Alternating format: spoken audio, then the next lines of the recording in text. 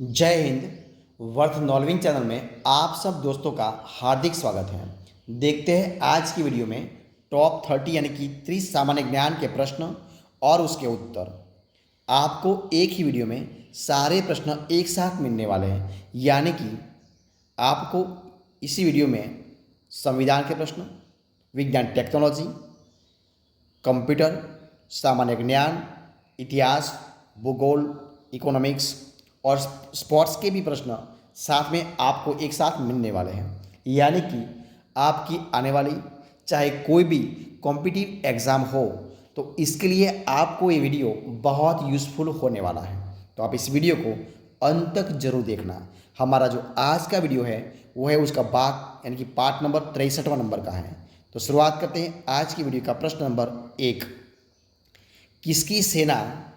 ने किसकी सेना ने ग्रीक शासक सिकंदर के साथ झेलम नदी के तट पर मुकाबला किया था? तो वो किया था राजा पोरस की सेना ने। किसने किया था? राजा पोरस की सेना ने ग्रीक शासक जो सिकंदर था उसके साथ झेलम नदी के तट पर मुकाबला किया था। दूसरा सवाल, यहूदियों के धार्मिक जो पाठ है उस पाठ का नाम क्या है? किसका? यहूदियों का। तो यहूदियों के धार्मिक पाठ का नाम है मूसा संहिता। क्या नाम है? मूसा संहिता। महाभाष्य किसने लिखा था? महाभाष्य किसने लिखा था? तो महाभाष्य लिखा था महर्षि पतंजलि ने। किसने लिखा था? किसने लिखा था? महर्षि पतंजलि ने लिखा था। प्राचीन काल में स्तोत्र सामग्री लिखने के लिए प्रयुक्त भाषा कौन सी थी? तो भाषा थी संस्कृत भाषा थी। कौन सी भाषा थी? संस्कृत भाषा थी। चंद्रगुप्त मौर्य कौन? चंद्रगुप्त मौर्य के बाद मौर्य सिंहासन पर कौन बैठा था? तो चंद्रगुप्त मौर्य के बाद मौर्य सिंहासन पर बिंदुसार कौन बैठा था? बिंदुसार बैठा था। यूनानियों को भारत से बाहर किसने निकाला था? तो यूनानियों को भारत से बाहर निकाला था चंद्रगुप्त मौर्य ने। किसने निकाला था? चंद्रगुप्त मौर्य ने निकाला था। बिंदुसार के शासन के दौरान अशांति कहाँ थी? तो बिंदुसार के शासन के दौरान अशांति तक्षशिला में। कहाँ पर? तक्षशिला में थी। अगला सवाल, चंद्रगुप्त मौर्य ने अपने अंतिम दिन कहाँ गुजारे थे? तो चंद्रगुप्त मौर्य ने अपने अंतिम दिन श्रवणबेलगोला यानी कि कर्नाटक में गुजारे थे। अशोक की प्रशासनिक नीति में भारी परिवर्तन किस घटना से आया था? तो आया था कलिंग के युद्ध के बाद।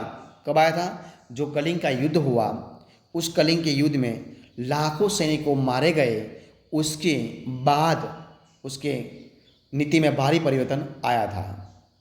अगला सवाल, देवनाम प्रिय कौन सा? देवनाम प्रिय के नाम से कौन प्रख्यात है? तो देवनाम प्रिय नाम से अशोक प्रिय कौन से? अशोक विख्यात यानी कि प्रख्यात है। अगला सवाल, किस शिलाराध्यादेश में अशोक ने कलिंग युद्ध के हताहतों का उल्लेख किया है और युद्ध त्याग की घोषणा भी की है? तो शिलाराध्यादेश 13वां ने। किसने? शिलाराध्यादेश 13वां। अगला सवाल, चंद्रगुप्त मौर्य के दरबार में भेजा गया यूनानी यानी कि राजदूत कौन था? तो वो था मेगास्थनीज। कौन था? मेगास्थनीज था। इंडिका किसने लिखी थी? इंडिका एक पुस्तक है, वो किसने लिखी थी? तो वो लिखी थी मेगास्थनीज ने। किसने लिखी थी? मेगास्थनीज ने लिखी थी।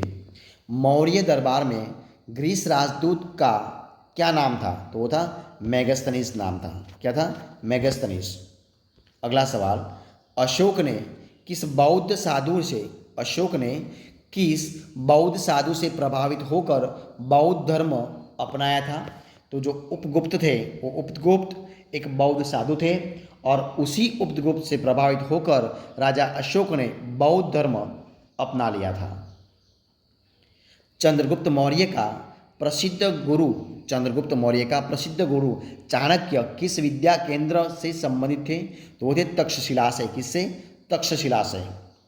कलिंग युद्ध किस वर्ष में हुआ था? तो कलिंग का युद्ध 261 BC में। कब? 261 BC में हुआ था। अशोक पर कलिंग युद्ध का प्रभाव कहाँ दिखाई देता है? तो अशोक पर कलिंग का युद्ध का प्रभाव शिलाओं पर उत्कीर्ण 13वें राजादेश में, कहाँ पर? शिलाओं पर उत्कीर्ण 13वें राजादेश पर दिखाई देता है। अगला सवाल देखिए क्या है। मौर्य काल के दौरान शिक्षा का सबसे प्रसिद्ध केंद्र कौन सा था? वो था तक्षशिला। कौन सा था? तक्षशिला था। अगला सवाल, अर्थशास्त्र के लेखक किसके समकालीन थे? तो अर्थशास्त्र के लेखक चंद्रगुप्त मौर्य के समकालीन थे। किसके समकालीन थे? चंद्रगुप्त मौर्य के समकालीन थे। अर्थशास्त्र की रचना किसने की थी? तो अर्थशास्त्र की रचना की थी कौटिल्य यानी कि विष्णुगुप्त यानी कि चाणक्य ने की थी। अगला सवाल, अशोक के शिलालेख किस लिपि में खुदे हुए हैं? तो अशोक के शिलालेख ब्राह्मी लिपि में। किस लिपि में? ब्राह्मी लिपि में खुदे हुए हैं। अगला सवाल, किसने और कब पहली बार अशोक के शिलालेखों का अर्थ स्पष्ट किया था? तो ईस्वीसन 1837 में ईस्वीसन 1837 में जेम्स प्रिंसेप ने अशोक के शिलालेखों का अर्थ स्पष्ट किया था। किसने किया था? ईस्वीसन 1837 में जेम्स प्रिंसेप ने किया था। अगला सवाल देखिए क्या सवाल है। किस प्रसिद्ध शासक को शिलालेखों का जनक कहा जाता था? तो जो राजा अशोक थे वो अशोक के शासक को शिलालेखों का जनक कहा जाता था। अगला सवाल, मौर्य वंश के शासन के दौरान स्थानिक कौन था? तो मौर्य वंश के शासक के दौरान स्थानिक था जिला प्रशासक। कौन था? जिला प्रशासक थे।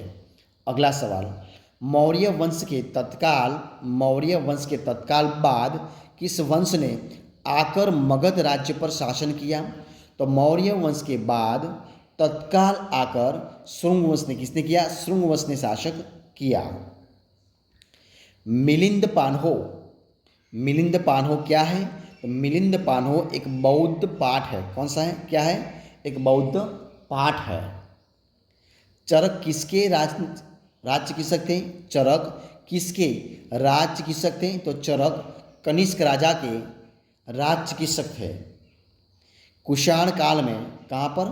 कुषाण काल में भारतीय और ग्रीक शैली के मिश्रण से विकसित कला विद्यालय को किस नाम से जाना जाता है? तो कुषाण काल में भारतीय और ग्रीक शैली के मिश्रण से जो विकसित कला है उसी कला विद्यालय को गांधार कला से जाना जाता है। अगला सवाल और इस वीडियो का लास्ट सवाल, कुषाण वंश के प्रसिद्ध राजा का नाम बताइए। तो कुषाण वंश के प्रसिद्ध राजा का नाम है राजा कनिष्क। क्या नाम है? राजा कनिष्क उनका नाम है। तो दोस्तों आपके सामने डेली में मैं जो 30 यानी कि जो 30 क्वेश्चन रख रहा हूँ, प्रश्न रख रहा हूँ, उसी प्रश्नों का वीडियो इधर मैं ख़त्म करता हूँ। तो अगर आपको मेरा इस वीडियो अच्छा लगा हो, यूज़फुल लगा हो, पसंद आया हो तो आप इस वीडियो को लाइक कीजिए, कमेंट कीजिए, आपके दोस्तों में शेयर कर दीजिए और लास्ट में आपने अब तक इस चैनल को यानी कि वर्थ नॉल्विंग चैनल को सब्सक्राइब नहीं किया है तो उनको सब्सक्राइब करना मत भूलें। हमारे इस वीडियो को अंत तक देखने के लिए आप सब दोस्तों का मैं दिल से बहुत बहुत धन्यवाद करता हूँ। हम लोग फिर मिलेंगे एक नए वीडियो के साथ, नए टॉपिक के साथ। तब तक बने रहें, खुश रहें। जय हिंद, जय भारत, बेस्ट ऑफ लक।